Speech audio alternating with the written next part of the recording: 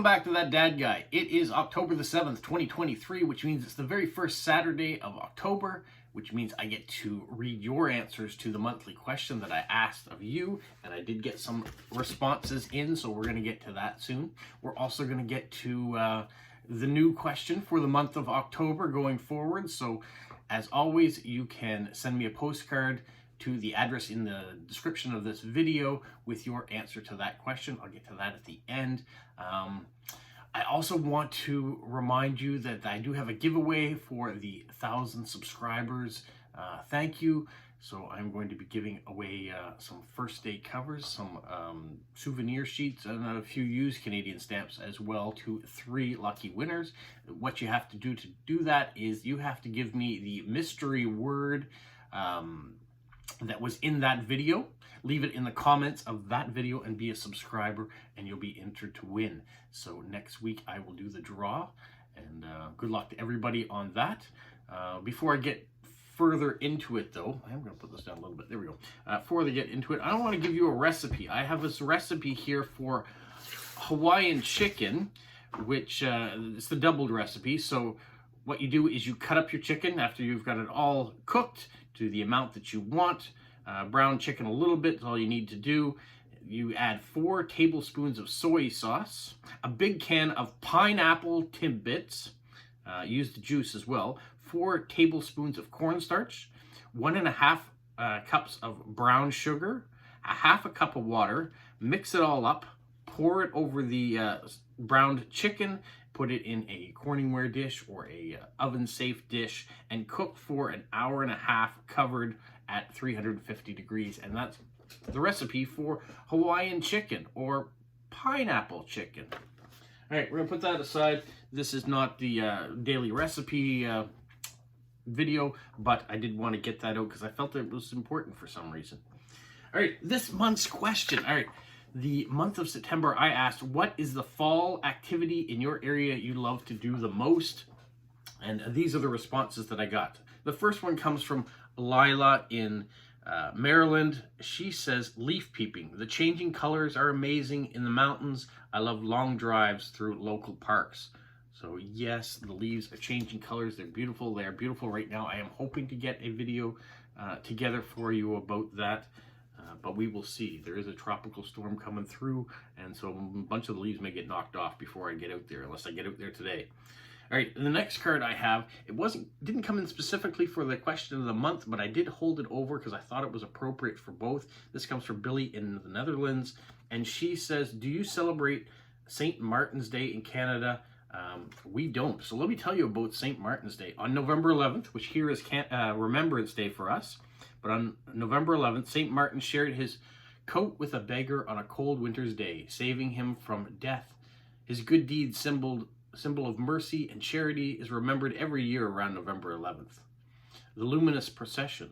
Often a man dressed in St. Martin with a long red cloak leads the parade on horseback. Paper lanterns carried by children singing traditional songs. In some areas, children go from door to door singing and getting sweets and other treats in return. And then at the bottom it has St. Martin's goose, bonfires, and the Weckben. It looks like almost a gingerbread man on the bottom. So St. Martin's Day on November the 11th in the Netherlands. So that is a very cool tradition. The next card comes from Robert in Albuquerque, New Mexico in the United States. He says, green chili is the less ripe version of chili, and in my opinion, the best tasting. Every fall, New Mexican grocery stores and farmers markets roast green chilies outdoors. New Mexico, it becomes New Mexico's official aroma is the roasting of the green chili. No joke. So there you go. Green chilies roasting in New Mexico is a fall tradition. I didn't know that. Did you? The next one comes from Kara in Washington State, on the west coast of the United States. It says, we always go to the fall festival at the farm, not too far from here. Fun for the whole family and always looking forward to it. She's got it nicely decorated too on the back. I didn't show the stamps and things. I probably should do that. Some of these are decorated, some are not.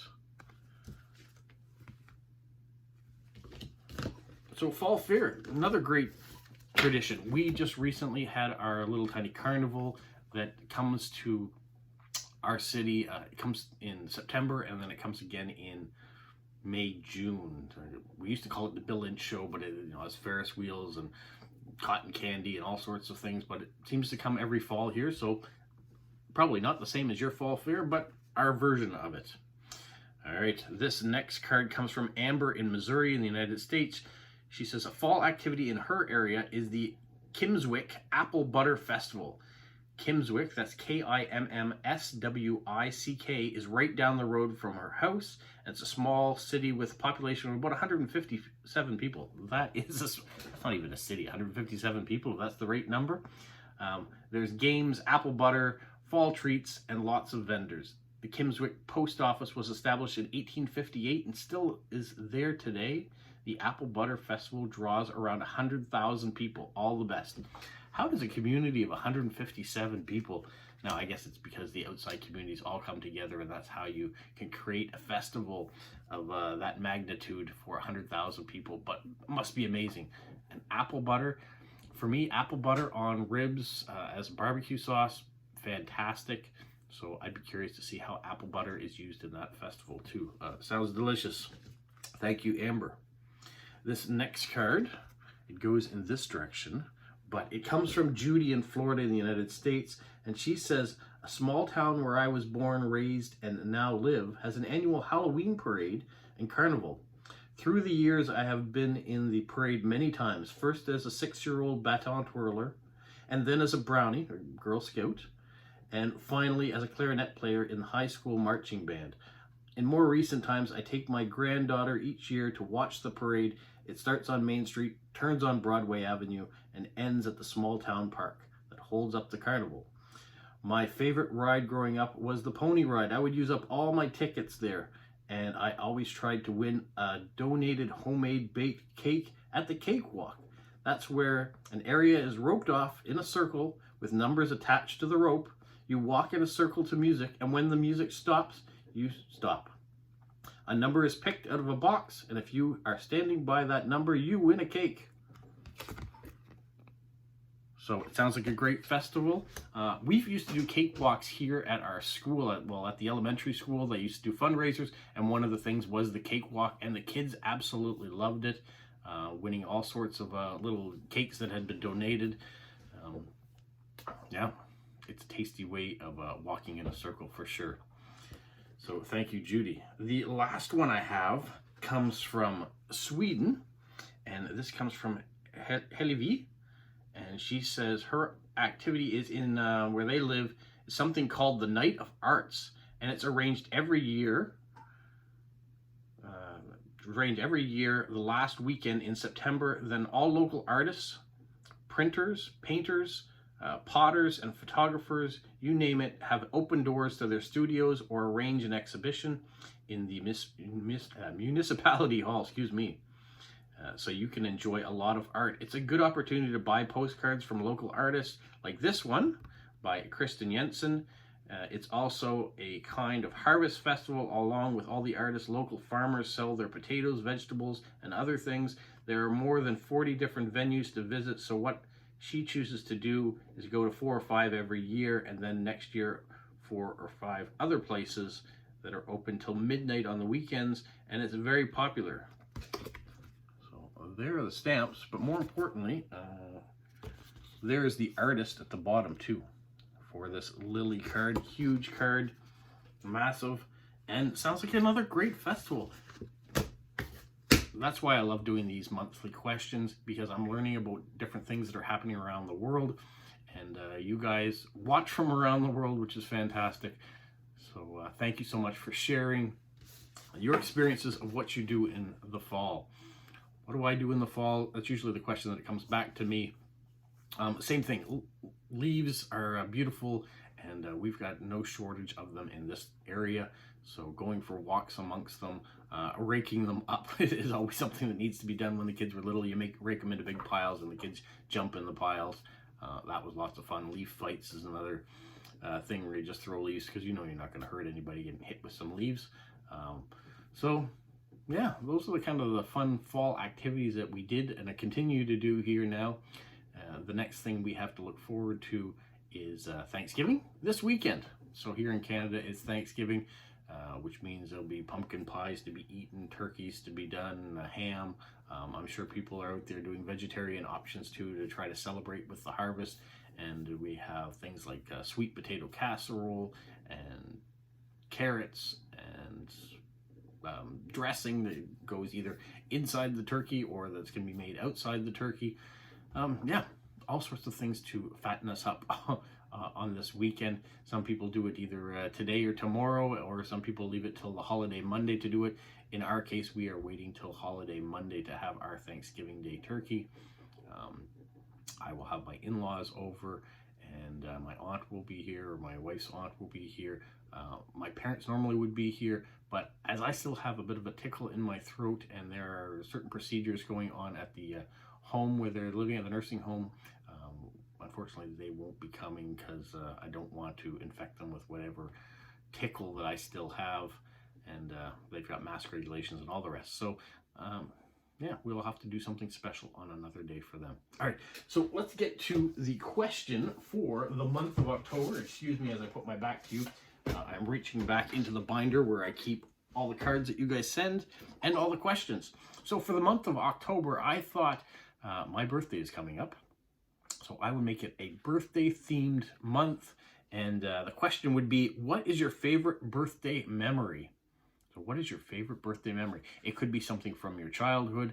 It might have been a present that you received that you were unexpected to get, or a place that maybe you went for your birthday that was something special you celebrated. Maybe it is a event that you remember specifically because of the amount of people that were there, or surprises that came as a result of it.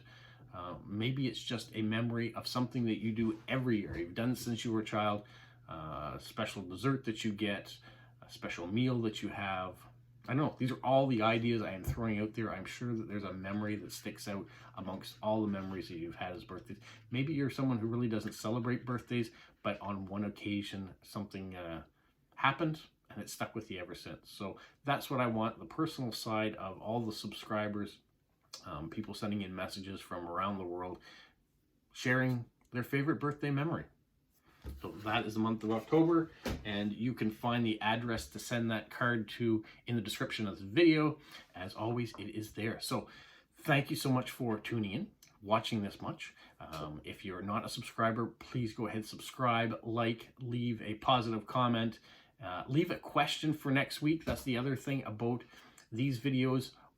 Other than the first Saturday of the month, I ask you to ask me questions, and then I'll respond them in the following week. So if you leave me a question in this video, I'll get to it next Saturday. That's how it works. Yeah, part 87, I think this is today. And it's been going great. You guys are participating in the monthly thing, and you participate by asking questions every week that are on a variety of topics, so we can talk about all sorts of different things. What's in the works tomorrow is my postcard writing day, so I'll have that to go out. Monday, there may be a video, there may not, I'm not sure. I've had an inquiry on a collaboration that will be coming up, so that's exciting. And yeah, there's always something in the works, people that are reaching out to either work with me or want me to do something for them. Yeah. I'm open to discussions anyways, and we'll go from there. So thank you so much, and have a magical week. What, Polo?